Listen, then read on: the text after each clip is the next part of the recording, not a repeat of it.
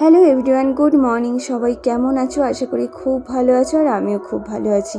দিনটা ছিল বৃহস্পতিবার। সকালবেলা ঘুম থেকে উঠে সবার আগে জানালাটা খুলে বাইরের ওয়েদারটা এত ভালো লাগছিল, হালকা হালকা ঠান্ডা ঠান্ডা হাওয়া আসছিল, কিন্তু দুপুরের দিকে বেশ ভালোই গরম হয় এখন দেখছি। আর আজকে সকালে ব্রেকফাস্টে দুধটা গরম করে নিয়েছিলাম, আর একটু নিয়েছিলাম কর্নফ্লেক্স। দুধ আর কর্নফ্লেক্সই খেয়েছি।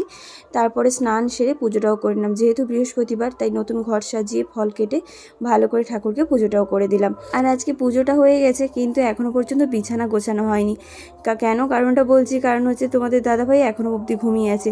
ওর একটু শরীরটা অসুস্থ ছিল, যার জন্য আজকে সকাল সকাল ডাকিনি, একটু দেরি করেই ঘুম থেকে উঠেছে।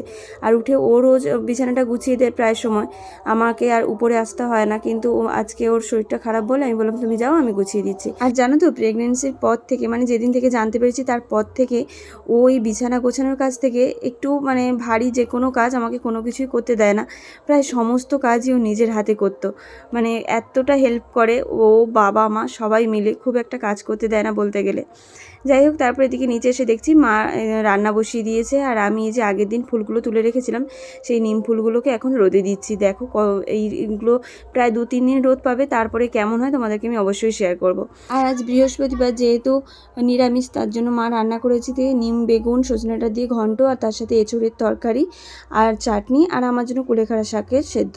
আর এখন বিকেল হয়ে গেছে, বিকেলবেলা গাছগুলোতে একটু জল দিয়ে নিচ্ছিলাম, ওপরের গাছগুলোতে।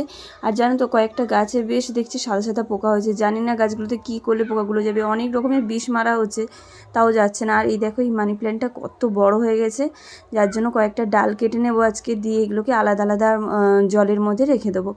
তো একটা জার নিয়েছি, এই জারটার ওপরের ঢাকনাটা নষ্ট হয়ে গেছে, তার জন্য এর মধ্যে আমি ভাবছিলাম যে এরকম করে পাথর দিয়ে সাজিয়ে রাখবো, খুব সুন্দর দেখতে লাগছে কিন্তু। আর তারপর এর মধ্যে গাছের ডালটা দিয়ে এরকম জানালাতে সাজিয়ে রাখলে বেশ ভালো লাগবে দেখতে। তো তোমাদের কেমন লাগলো অবশ্যই কিন্তু কমেন্টে জানিও। আর তারপর সবার জন্য এখানে তরমুজ কেটেছিলাম বিকেলবেলা, সেই তরমুজটা সবাই মিলে খাবো। দেখো, এক থালা ভর্তি তরমুজ নিয়ে যাচ্ছি। আমার কিন্তু তরমুজ খেতে বেশ ভালো লাগে, এই গরমে ঠান্ডা ঠান্ডা তরমুজ। তো ভিডিওটা কেমন লাগলো অবশ্যই জানিও। ভালো লাগলে লাইক কমেন্ট শেয়ার করে দিও। আজকের মতো টাটা, দেখা হচ্ছে পরে একটা ব্লগে।